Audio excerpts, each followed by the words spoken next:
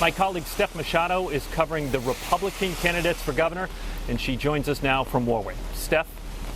Well, I'm in Warwick, where two of the Republican hopefuls had their campaign headquarters. It is a three-way race for the GOP nod, including the 2014 nominee, who won in the primary but lost to Governor Gina Raimondo. Cranston Mayor Allan Fung, House Minority Leader Patricia Morgan, and businessman Giovanni Feroce casting their ballots in the Republican primary, hoping to emerge tonight as the party nominee.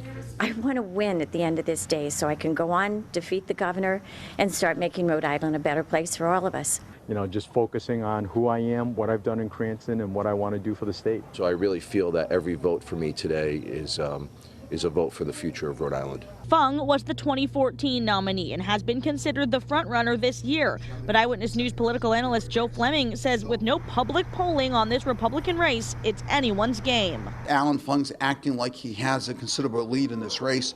But again, we're talking about a very small turnout. 4 years ago, the turnout was 32,000 voters. It'd probably be a little bit less this time.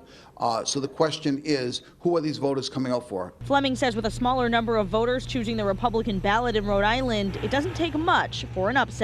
We've seen upsets in the Republican primaries in the past, but 4 years ago, Allan Fung won with like 55% of the vote. The key thing for Allan Fung, again, is the city of Cranston. He received 75% of the vote in the city of Cranston 4 years ago in the Republican primary. I'm sure he's looking to do that again today in order to ensure his victory in the primary. Now, Patricia Morgan employed a very different media strategy than Fung. She did more interviews and press conferences. Both she and Feroce participated in more debates than Fung. Fung just did one regional talk radio debate. So we'll see when the results come in tonight if any of that mattered to voters. In Warwick, I'm Steph Machado, Eyewitness News. Thank you, Tim. And according to the Board of Elections, almost 113,000 Rhode Islanders have voted at the polls with 2 hours to go. For some perspective, that's 71% of the final 2014 primary turnout, and that's not including mail-in ballots. In the race for governor on the Republican side, there are three candidates hoping to move on to the general election in November. Eyewitness News reporter Steph Machado is live in Warwick with the latest on the Republican gubernatorial race. Steph? Well, with 2 hours left at the polls, it's a three-way race for the Republican nomination, including the man who won the nomination in 2014 but ran an unsuccessful campaign for the governor's seat. Mayor of Cranston, Allan Fung, is hoping for a repeat tonight. He won the Republican nomination back in 2014, but lost to Governor Gina Raimondo in the general election.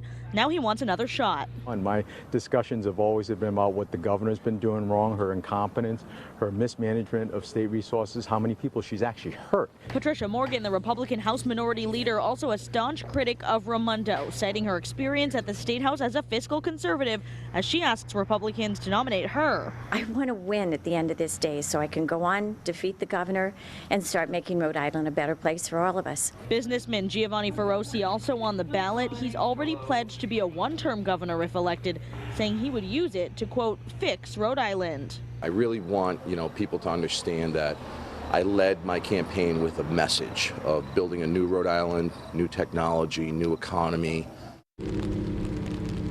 And with no public polling in this primary, it's really anyone's race tonight. Of course, the Republican primary in Rhode Island typically gets fewer voters than the Democratic one, so just a few thousand voters more or less than usual could turn the tables. We'll be tracking, of course, those returns for you tonight. Live in Warwick, I'm Steph Machado, Eyewitness News.